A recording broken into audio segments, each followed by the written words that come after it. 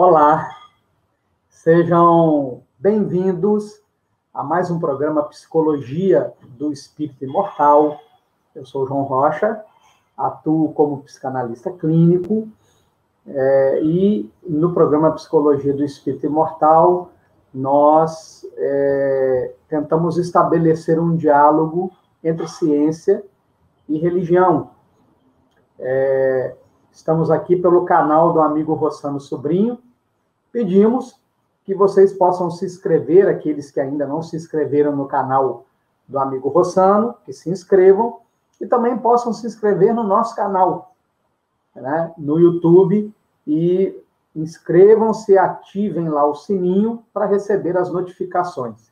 Bem, estamos falando nessa sequência sobre o aparelho psíquico humano na visão da psicanálise freudiana. E podemos aprender que todas as vezes que nós temos um desejo ou sentimos uma emoção, dependendo da intensidade desse desejo, desta emoção, deste sentimento, há uma excitação ou um aumento de energia no nosso aparelho psíquico.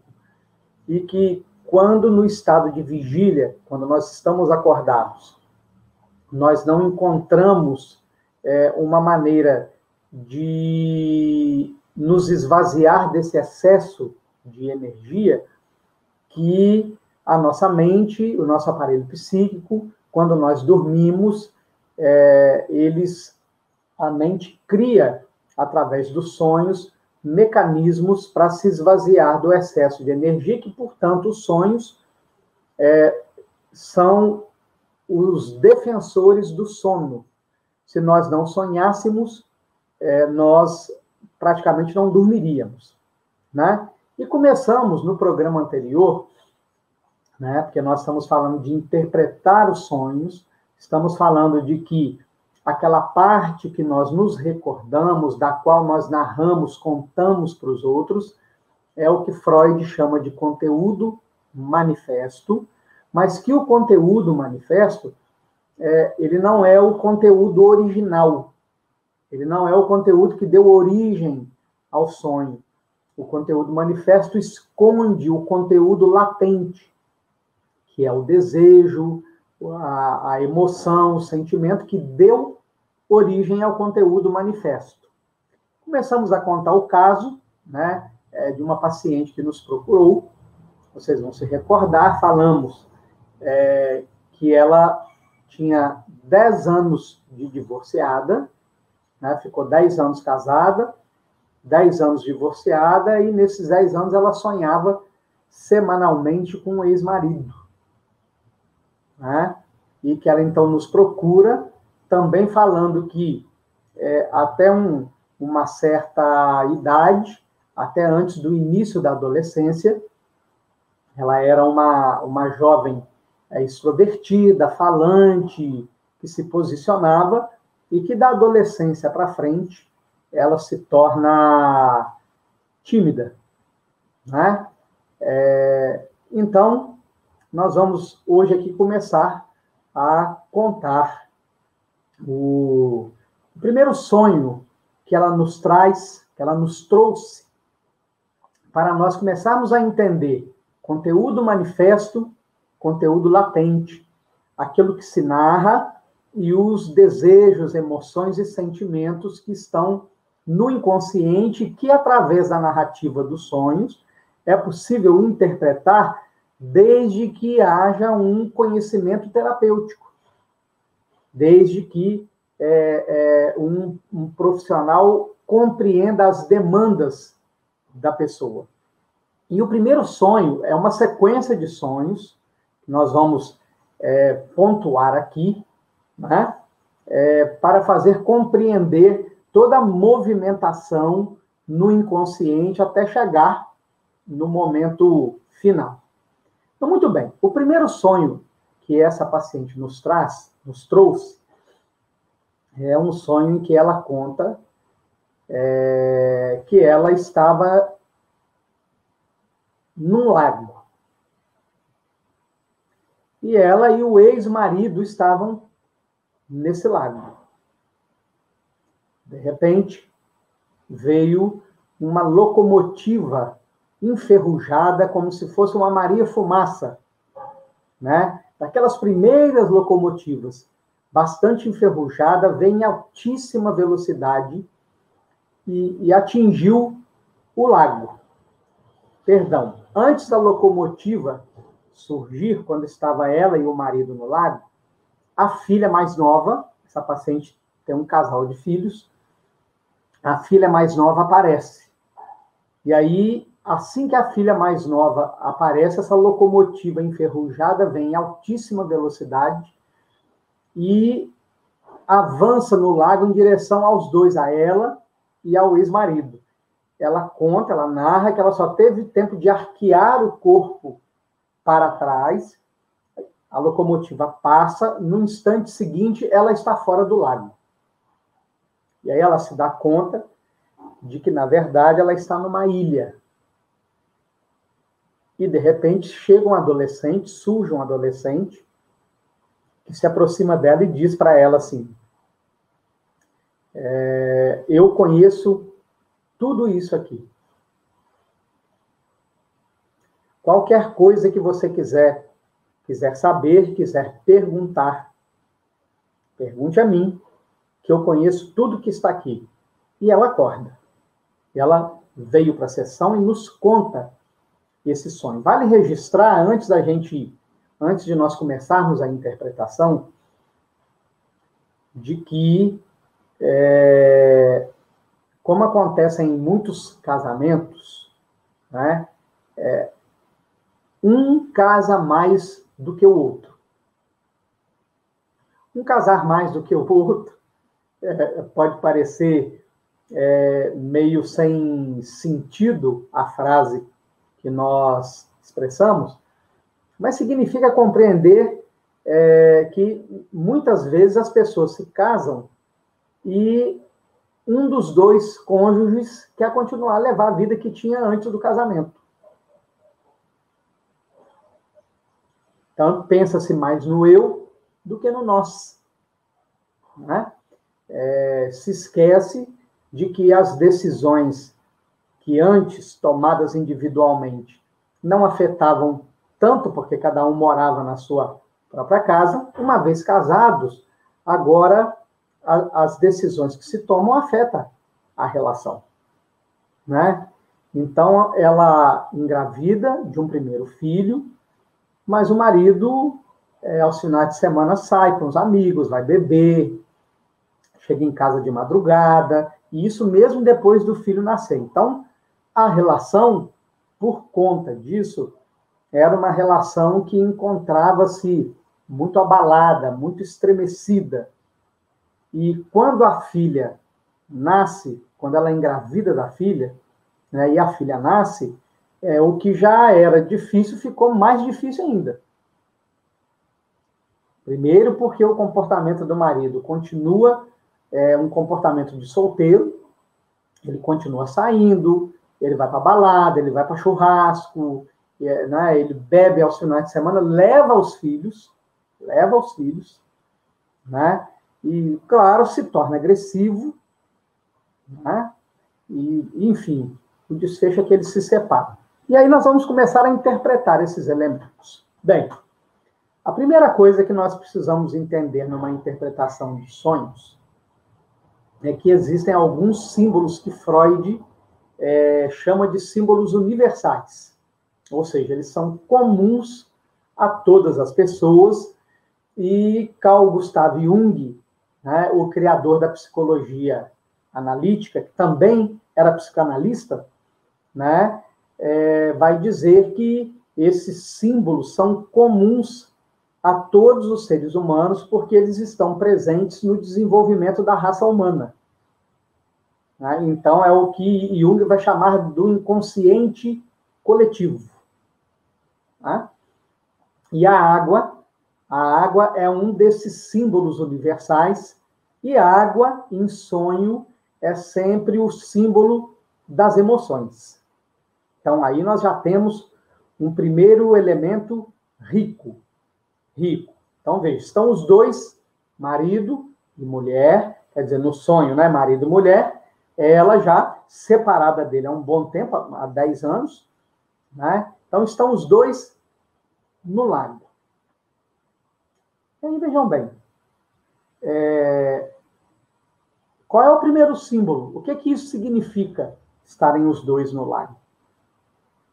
Nós nos movimentamos com mais ou com menos liberdade quando estamos dentro d'água.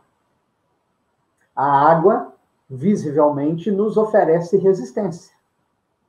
A água, visivelmente, dificulta os nossos movimentos. Não é? Então, nós já temos aí o símbolo exatamente da dificuldade do relacionamento entre os dois. Eles estão na água, a água pegava no peito dos dois, então significa dizer que as dificuldades emocionais eram muito grandes. Não eram pequenas, estavam no lago.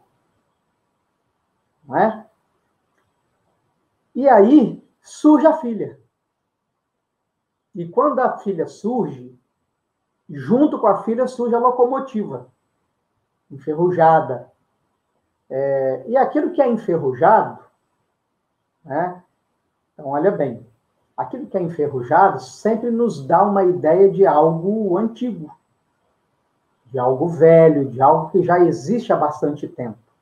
Então, ou seja, o problema de relacionamento, o problema emocional entre ambos, não era um problema recente. Era um problema antigo que tinha a força de uma locomotiva. E quando, né, e por que locomotiva, filha e locomotiva aparecem juntos no sonho? Porque para ela ficou o registro de que o nascimento da filha agravou a crise do relacionamento, né? E quando a locomotiva cai na água e ela só tem o tempo de arquear o corpo para trás, é o momento da separação. É o momento em que o castelo do sonho, do casamento feliz, da família perfeita, se desfaz. Né?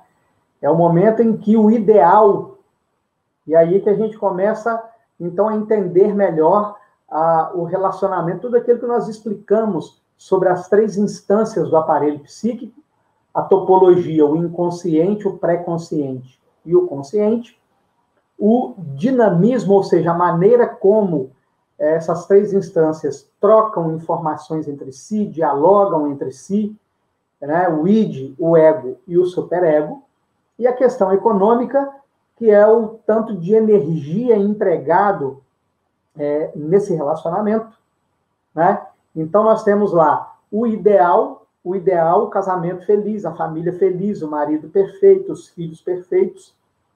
Um detalhe muito importante nisso tudo é que essa paciente é espírita, né? Então, é a perda do ideal, é a perda da possibilidade do casamento feliz, da família feliz, com a chegada da filha, né? Que então agrava o relacionamento. E aí, assim que essa locomotiva cai na água, que ela arqueia o corpo para trás, ou seja, ela se esquiva do impacto da locomotiva, né? O que vai mostrar que a separação para ela foi extremamente difícil, abrir mão desse ideal foi extremamente difícil, foi doloroso, não foi simples. E aí, no instante seguinte, ela está fora do lago, ela está numa terra, no solo em volta do lago. E aí, olha que detalhe importante, ela se deu conta que estava numa ilha. É um sonho, meus amigos e amigas, que acontece 10 anos depois de divorciar. Quem está numa ilha está o quê? Quem está numa ilha está isolado. Quem está numa ilha está sozinho. Quem está numa ilha não construiu pontes para o continente. O que tem no continente? No continente tem pessoas. No continente tem as cidades. No continente tem vida social, tem acontecimentos, tem eventos. O continente convida ao interrelacionamento, o continente estimula, ela está numa ilha. E vejam bem, Freud vai dizer que todo sonho psicológico, no fundo, é a realização de um desejo que não pôde ser realizado no estado de vigília. E quando nós interpretamos para esta paciente este sonho, nós dissemos a ela que o desejo que os... e aí antes de dizer o desejo do sonho, né? Então, ela está numa ilha, né, é o símbolo do isolamento de alguém que só manteve o relacionamento familiar e profissional, e relacionamento social, basicamente, praticamente nenhum. Né? E logo em seguida aparece um adolescente, que diz a ela que ele conhecia aquilo tudo ali.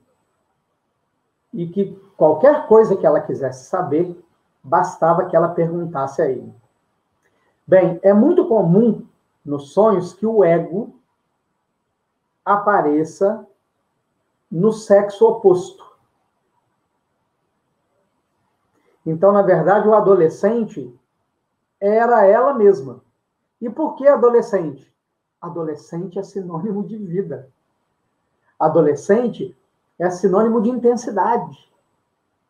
Adolescente é sinônimo de desejo, de querer, de curiosidade, de explorar, né? De enfrentar, de desafiar. E foi então que no final da interpretação nós dissemos a ela que o desejo que o sonho expressava era o desejo de que ela se abrisse para a vida. De que ela saísse daqueles nichos fechados da convivência apenas em família e num ambiente profissional. O psicológico dela estava pedindo vida.